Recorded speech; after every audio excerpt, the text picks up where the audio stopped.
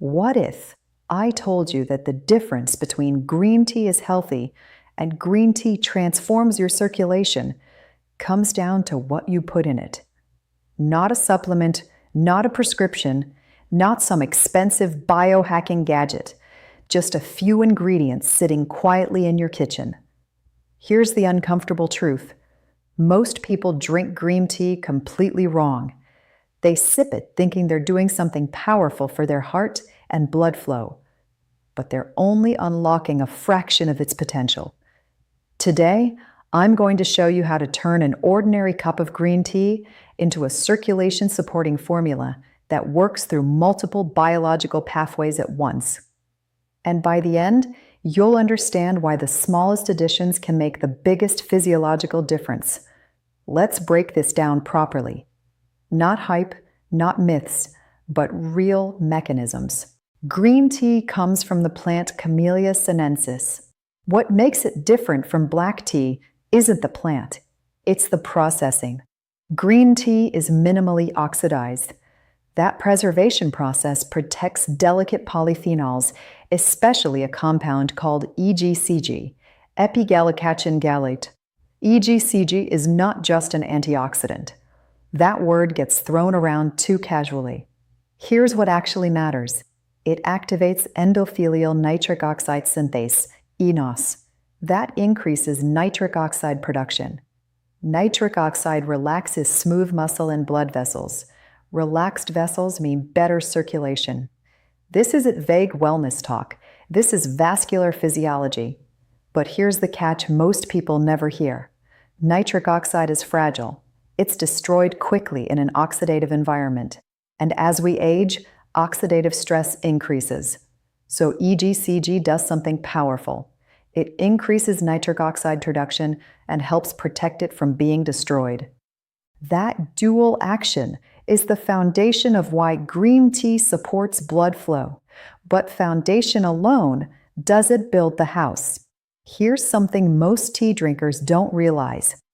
A large percentage of green tea catechins degrade during digestion, meaning you might drink it but absorb very little. That's where the first critical upgrade comes in. Adding fresh lemon juice isn't about taste, it's about chemistry. The acidic environment created by lemon helps stabilize catechins during digestion. Vitamin C also supports antioxidant recycling and collagen production in blood vessels. What does that mean practically? More EGCG survives digestion. More nitric oxide stimulation occurs.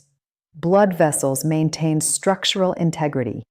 Some studies show citrus can increase measurable catechin recovery dramatically. This is the difference between drinking tea and absorbing tea. Important note, add lemon after the tea cools slightly. High heat degrades vitamin C. Already, we've multiplied green tea's impact without adding a single pill. Let's clarify something. I'm not talking about ultra-processed squeeze bottle honey.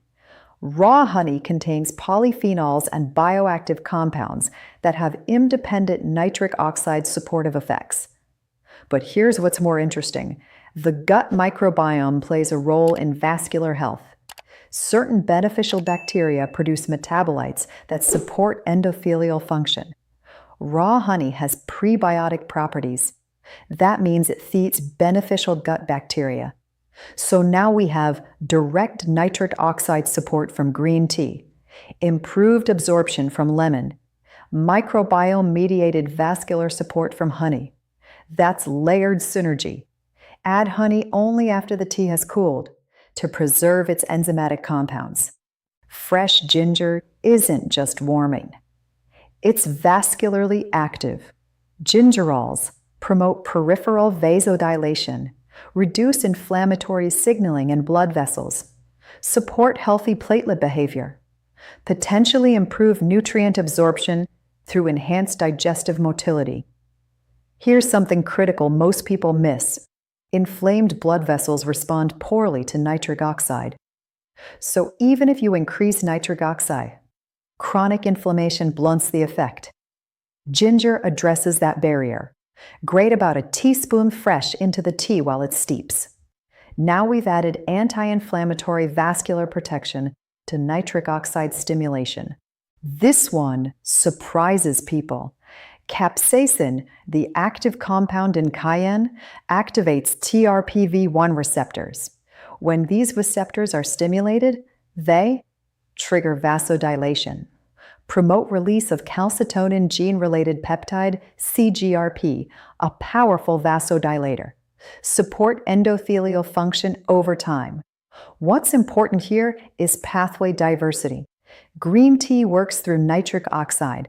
Capsaicin works partially independent of nitric oxide. Different mechanisms, same outcome, improved circulation. Only a tiny pinch is needed. Too much overwhelms the drink. When used properly, you feel a subtle warming spread. That's increased blood flow. Here's where long-term protection matters.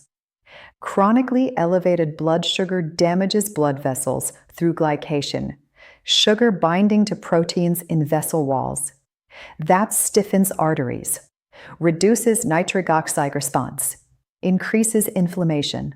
Ceylon cinnamon improves insulin sensitivity, helps regulate blood sugar, contains compounds that support nitric oxide release. Important distinction: use Ceylon, not cassia.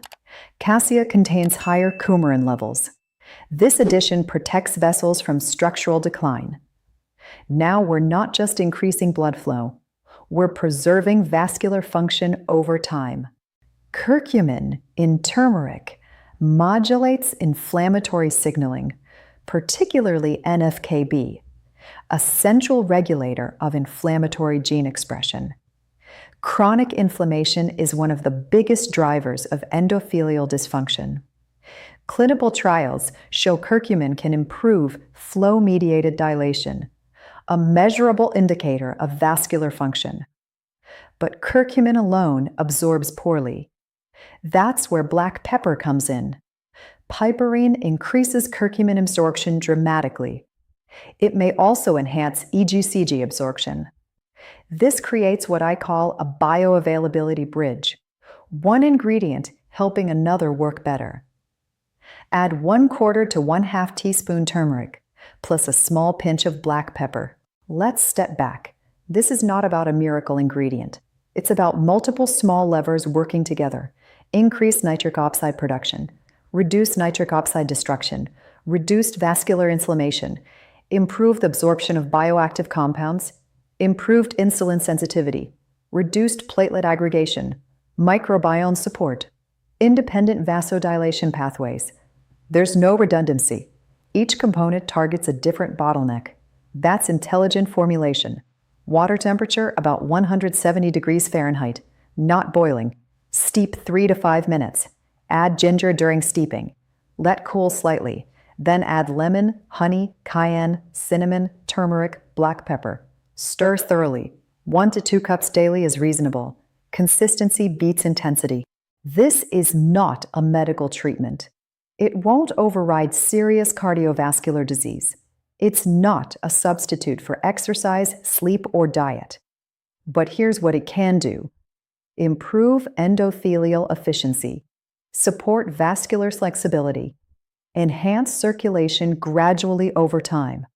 Small daily vascular improvements compound, and vascular health influences cognitive function, physical stamina, sexual health, organ performance, energy levels.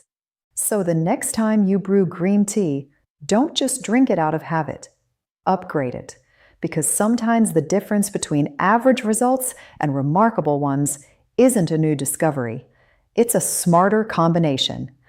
If this breakdown helped you understand what's really happening inside your body, share it with someone who cares about staying sharp, strong, and energized long term. And in our next discussion, we're going to explore another everyday habit that quietly determines how well your blood vessels age. And most people overlook it completely.